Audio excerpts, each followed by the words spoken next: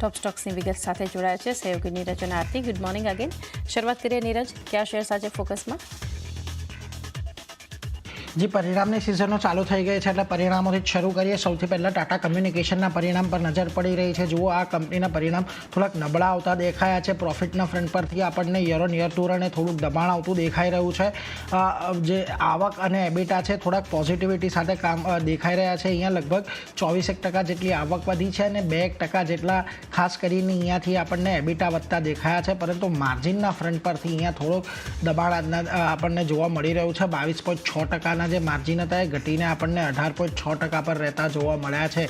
આ કંપની પાસેથી એક સારા પરિણામની અપેક્ષા હતી, પરંતુ ખાસ કરીને જે રીતના માર્જિનની અંદર કટ આવી રહ્યા છે, નફો થોડો ઘટતો જોવા મળી રહ્યો છે. એટલે ટોપ લાઇન અને બોટમ લાઇન બંનેમાં થોડીક સમસ્યાઓ અહીંયા લાગી રહી છે. શક્યતા છે આજના દિવસમાં સ્ટોકની અંદર આપણને થોડોક વધારે ઘટાડો જોવા મળે. એટલે ટાટા કમ્યુનિકેશન પર એક ખાસ નજર રાખતા રહેજો. બીજી તરફ આઈસીઆઈસીઆઈ લોમ્બાર્ડ જોઈ લો. અહીંયા પણ પરિણામો થોડાક નબળા આપણને લાગી રહ્યા છે. મિશ્ર પરિણામો છે. ઓવરઓલ કમ્બાઇન્ડ રેશિયો અહીંયા 104%થી ઘટીને 102% પર રહ્યો છે. નેટ પ્રોફિટ અહીંયા 19% જેટલા વધ્યા છે. ગ્રોસ પ્રીમિયમ પણ જોઈ લો, 22% જેટલો ઉછાળો અહીંયા આપણને ખાસ કરીને જોવા મળી રહ્યો છે.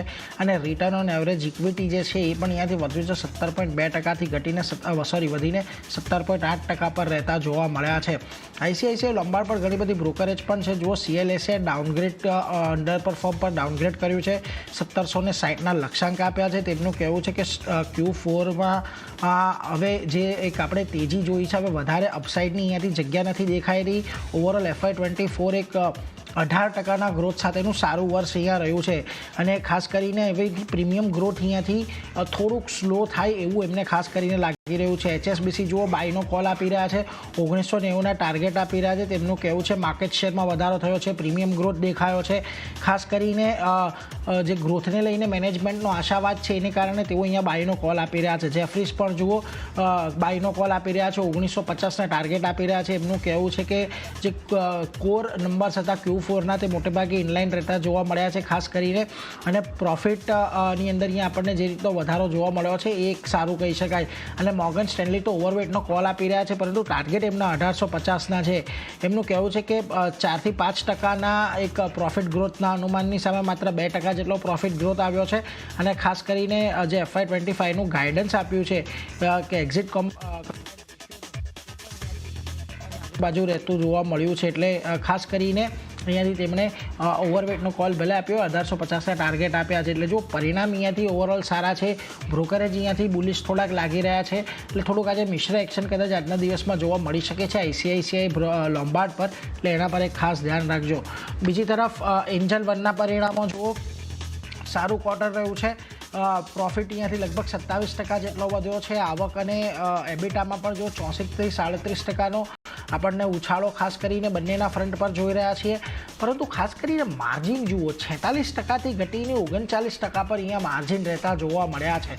હવે જે રીતની આ સ્પેસની અંદર પણ સ્પર્ધા વધી રહી છે એટલે માર્જિન કોન્ટ્રાક્શન થાય એવું ખાસ કરીને અહીંયાથી અનુમાન એક આપણે લગાવી રહ્યા હતા. એટલે એનું પણ એક જો અહીંયાથી ખાસ કરીને આ આપણને આવતું જોવા મળ્યું છે. એટલે ટોપ લાઇનમાં અહીંયા કોઈ પ્રોબ્લેમ નથી, પરંતુ ખાસ કરીને જે ઓપરેશનલ નંબર્સ છે ત્યાં આગળ થોડીક ચિંતા અને એ પણ ખાસ માર્જિનના ફ્રન્ટ પરથી લાગતી જોવા મળી રહી છે. બીજી તરફ ગ્રોસ ક્લાયન્ટનું અધિગ્રહણ છે લગભગ 17% જેટલું વધ્યું છે અને 29 લાખ પર પહોંચ્યું છે ક્વાર્ટર ઓન ક્વાર્ટર ધોરણે. અને કુલ ક્લાયન્ટ બેઝ છે એથી 14% વધીને 2.22 કરોડ પર પહોંચ્યો છે. હવે અહીંયા એ પણ વસ્તુ ધ્યાનમાં રાખવું કે સતત ને સતત અહીંયા જે નવા ડીમેટ એકાઉન્ટ ખોલવાની સંખ્યાઓ છે એમાં આપણે વધારો જોઈ રહ્યા છીએ. અને લગભગ ગયા મહિને પણ આપણે સારો એવો વધારો જોયો હતો. એટલે આ કંપનીને પણ એનો ફાયદો મળી રહ્યો છે. અને જો 17% જેટલા અહીંયાથી ક્લાયન્ટ એક્વિઝિશનની અંદર વધારો થતો જોવા મળ્યો છે. એટલે પોઝિટિવ નંબર છે, પરંતુ માર્જિનને લીધે કદાચ જો અહીંયા થોડુંક દબાણ આવતું જોવા મળી શકે તો એ બાબતે ખાસ ધ્યાન રાખશું. ઓવરઓલ પરિણામ અહીંયાથી ઇન્ટરેસ્ટિંગ છે. બીજી તરફ વોડાફોન કંપનીએ જો FPO શરૂ થયો છે અને જે એન્કર રોકાણકારો એની અંદર પૈસા લગાવ્યા છે એની જાહેરાત કરી છે. એમાં જો GQG, Fidelity, Morgan Stanley anchor રોકાણકારોએ પૈસા લગાવ્યા છે. અને GQG એ ફર્મ છે કે જેને અડાણીની અંદર અને અન્ય બીજી જગ્યાએ પણ છેલ્લા ઘણા સમયની અંદર પૈસા લગાવ્યા છે. એટલે ભારતની ઉપર ખાસું એવું બોલિશ છે GQG. એટલે એના પર એક ધ્યાન રાખવાનું રહેશે. વોડાફોન આઈડિયાનો FPO ખુલ્યો છે.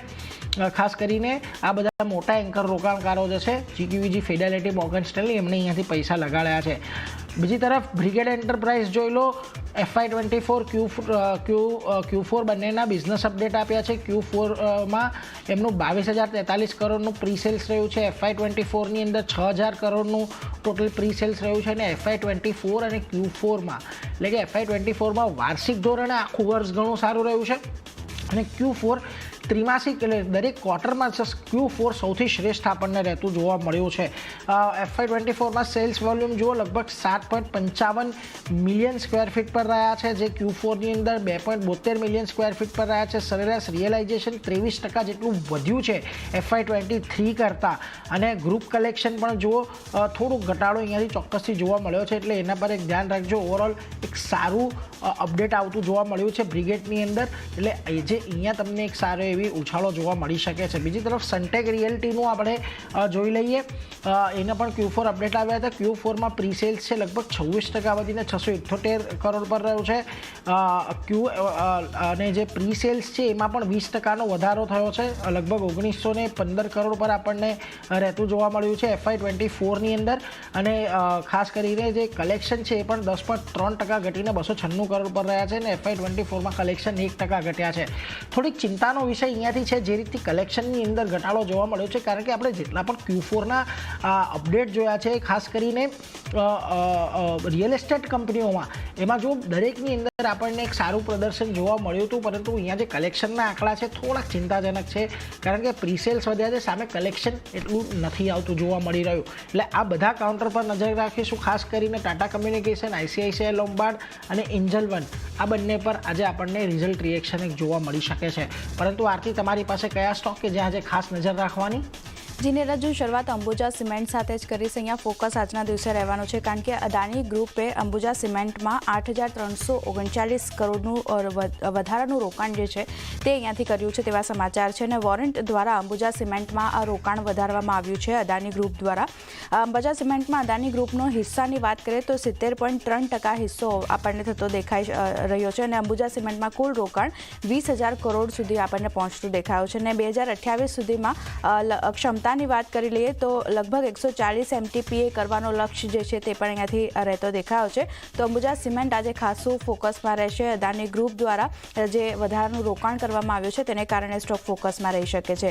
નેક્સ્ટ કાઉન્ટર ફાર્મામાંથી વાત કરી લઈએ, જ્યુબિલન્ટ ફાર્મોવાની વાત કરીએ તો અહીંયા જે રીતે સમાચાર આવતા દેખાયા છે, US FDA પાસેથી જે રૂરકી પ્લાન્ટ છે તેને ખાસ કરીને વોલન્ટરી એક્શન ઇન્ડિકેટેડ અહીંયાથી મળતું દેખાયું છે.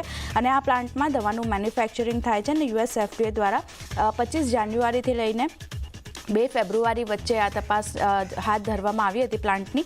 તેમાં આ વોલન્ટરી એક્શન ઇન્ડિકેટેડ મળતું દેખાયું છે કંપનીને. તો આજે આ સ્ટોક પર પણ નજર રાખવાની રહેશે કઈ રીતે રિએક્ટ કરે છે.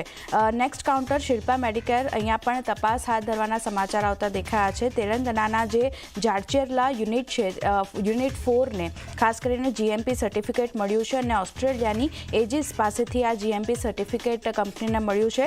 એજિસ દ્વારા જે યુનિટ 4 છે તેમાં 22થી લઈને 26 જાન્યુઆરીની વચ્ચે આ તપાસ જે છે તે હાથ ધરવામાં આવી હતી. અને આ યુનિટને જાન્યુઆરી 2020માં પણ ખાસ કરીને GMP સર્ટિફિકેટ મળી ચૂક્યું છે. તો ફરી એકવાર આ સર્ટિફિકેટ મળ્યું છે, તેને કારણે શિલ્પા મેડિકેરનું કાઉન્ટર પણ આજે ફોકસમાં રાખવાનું રહેશે.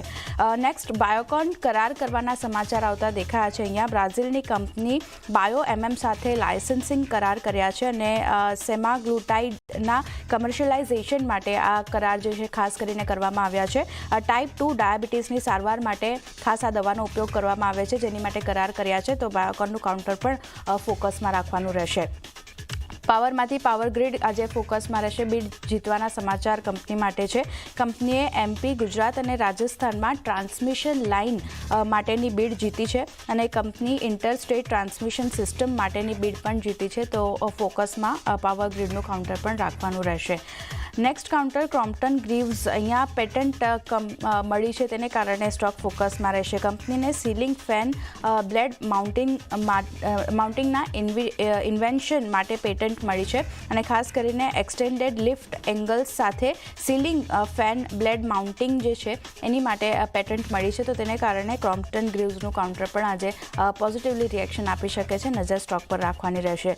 અને છેલ્લે ઝી એન્ટરટેનમેન્ટની વાત કરી લઈએ તો અહીંયા આજે ફોકસ ફોકસમાં રહેશે શેર, કારણ કે 28 જૂન 2024થી ખાસ કરીને એફએનઓથી આ સ્ટોક જે છે તે અહીંયાથી બહાર થતો દેખાશે અને કંપનીના નવા સ્ટ્રક્ચર પર બોર્ડની ખાસ કરીને મંજૂરી પણ મળતી દેખાય છે અને નવા સ્ટ્રક્ચર હેઠળ 4 બિઝનેસ સેગમેન્ટ જે છે તે આપણને આવતા દેખાશે અને બ્રોડકાસ્ટ, ડિજિટલ, મૂવી અને મ્યુઝિક સેગમેન્ટમાં આ 4 સેગમેન્ટ છે તે આપણને વિભાજિત થતા દેખાશે અને એનસીએલટીથી મર્જર અમલીકરણની અરજી જે છે તે પાછી ખેંચવામાં આવી છે, તેને કારણે આ સ્ટોક ફોકસમાં રહેશે. તો ઝી એન્ટરટેનમેન્ટનું કાઉન્ટર પણ આજે નજરમાં રાખવાનું રહેશે. તો ચાંદની આ બધા સ્ટોક છે જે નીરજે જણાવ્યા, મેં જણાવ્યા, બધા પર રિઝલ્ટ બેઝ, પરિણામ બેઝ અથવા તો ન્યૂઝ બેઝ રિએક્શન આપણે